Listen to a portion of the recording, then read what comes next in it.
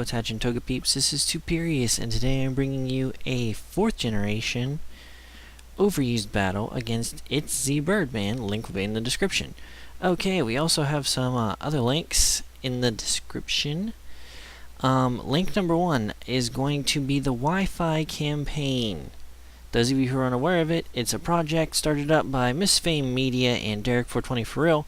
Go check it out. I uploaded a battle. They uploaded one of my battles there a little while ago.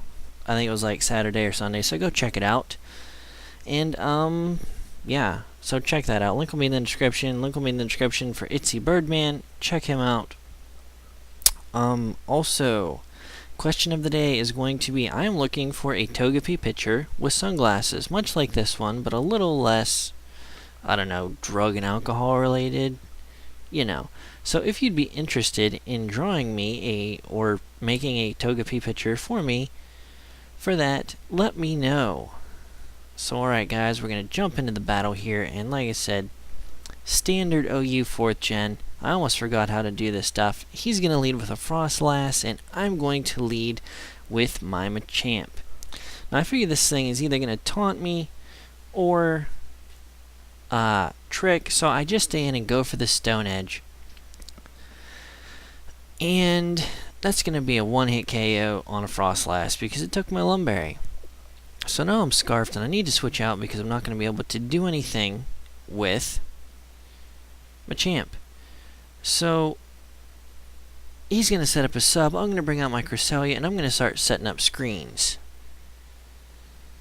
So I'm going to get my screens up, so I'm not really worried about what this thing is going to do to me at this point. And he's going to start Calm Minding. So I know he's got Flash Cannon. The only question is, does he have Psychic or Thunderbolt? And I'm going to go out into my Mantine to see if I can get him to go for one or the other, because I know with my light screen up, even though he's at +2 now, I think I'm going to be able to take this at half damage. Unfortunately, I get the Parahax there, and I'm going to go for the Surf, seeing what kind of damage I can do, and I get a nice crit there, which is going to take down his Substitute. And trust me, the crit mattered. But it's okay, he had 5 other folks to take it. So he's going to continue setting up Substitutes. And I'm just going to keep surfing away because I'm pretty much foddering this Mantine at this point, because I'm not really worried. So he's going to continue to Thunderbolt, and that'll take me down to near death. And like I said, I'm just going to continue to fire off the Surfs to weaken those subs as much as I can before I go down. So he's going to set up the Calm Minds because he knows I can't do anything to him. And like I said, I'm just going to continue to surf to make sure he has to keep setting up a sub. So a sub goes down there, so he's either going to set up a Substitute or finish me off. I would imagine he's going to set up a Substitute so he's safe to go in. And he most certainly does. So he sets up the Substitute. I get some Parahax there, which really didn't matter. My light screen wears off, which means my Reflect is going to wear off next turn, so that's bad news. So Mantine is finally going to go down.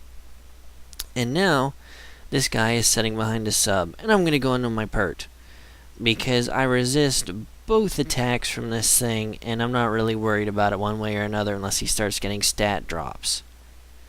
And he doesn't. And like I said, that barely does anything, even though it's stabbed. And I'm just going to go for the Earthquake, because I know it's going to be able to start doing some damage. So he's going to switch out here and go into his Rotom, which I can't remember. He said this was supposed to be one of the Rotom forms, which was a bummer for him. If he brought it in on my Pert, I would imagine it was supposed to be the Grass form. And he Toxics me, and I'm going to go for the Yawn and try and phase him out here. Get him to switch into something else. And he's going to go into a Dragonite, which is perfectly fine with me. I go for the Stone Edge on the switch, which was a really good call. Well, pretty much because it's one of the few moves I would have had to hit the Rotom as well. But excellent, excellent there. And he's going to switch out because he doesn't want to take another Stone Edge. I'm going to go for the Ice Punch because I also carry the Ice Punch. And that isn't going to do a whole heck of a lot to this Rotom. So we're going to get a boatload of after turn effects. And I would just like to say I hope everybody treated their mother very well on Mother's Day, since this is my first upload since Mother's Day. If you didn't treat her well, go treat her well right now. Go give her a hug and kiss. Be nice to her. Because trust me, when you were in diapers, your mother had to clean your butt. And trust me, when you have babies, you will appreciate what diaper duty is. So, he's going to switch back out into his Jirachi. And he's going to take that Stone Edge like a pro. Because that's how it goes. And Toxic is going to take me down here. I'm going to go out into my Liberace. And I know it's going to switch, scare him out. And I'm going to set up a nasty plot at this opportunity. And I really need to change his Vacuum Wave to a Focus Blast, because Vacuum Wave disappoints me every time I use it. And that isn't going to be enough to take out the Heatran, which I didn't think it would be. But I just wanted to get damage in, and I wanted a safe switch.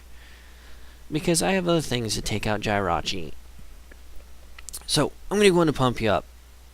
I'm Scarfed, and I figured he was going to switch out into Rotom. So I go for the payback, because I know at that point it would KO the Heatran at such low health.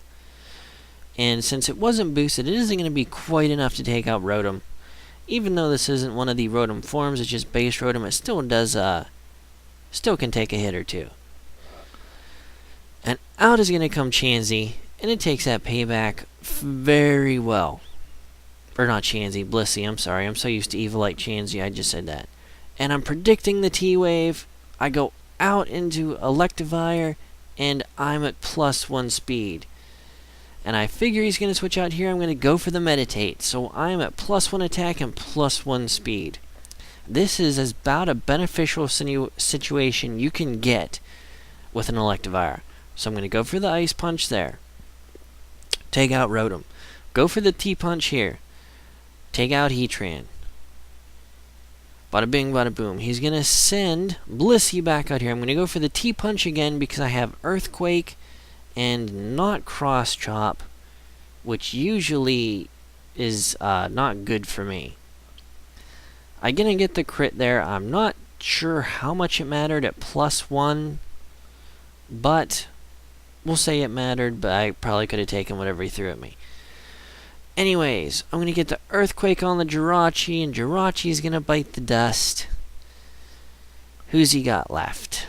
He's got Dragonite left. And unfortunately for me, I'm not going to be able to finish a switch here.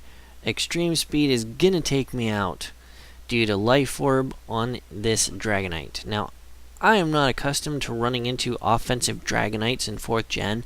I was fairly confident that I was going to be able to take this and survive with minimal HP, but it takes me all the way out.